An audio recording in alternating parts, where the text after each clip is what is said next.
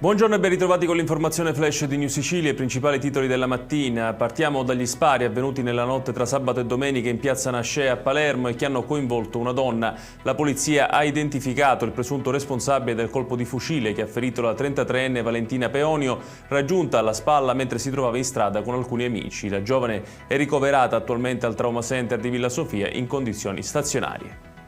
E restiamo su questo tema perché questa mattina il prefetto di Palermo, Massimo Mariani, ha convocato il Comitato per l'Ordine e la Sicurezza Pubblica per discutere di eventuali ampliamenti delle cosiddette zone rosse, le aree della movida maggiormente presidiate dalle forze dell'ordine in cui Piazza Nascea, luogo della sparatoria, non rientra. E sempre a Palermo, protesta contro il caro volo all'aeroporto Falcone Borsellino. I giovani del movimento Nunzi Parte hanno organizzato insieme a Federconsumatori e CGIL Sicilia un sit-in nell'area arrivi per denunciare i rincari vertiginosi dei biglietti aerei nel periodo natalizio e per rivendicare il diritto dei siciliani di tornare a casa a prezzi sostenibili.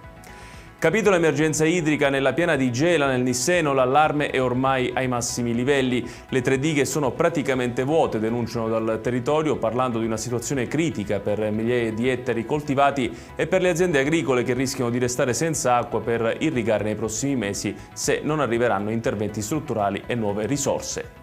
Chiudiamo con la cronaca da Catania. 3 uomini, 2 catanesi e un autotrasportatore del Ragusano residente a Misterbianco sono stati arrestati dalla polizia perché avrebbero rubato alimenti dai box di un mercato all'ingrosso per poi rivenderli sui social tramite annunci e consegne organizzate online. Sequestrata la merce e ricostruita la rete di clienti che sarà oggetto ora di ulteriori accertamenti investigativi.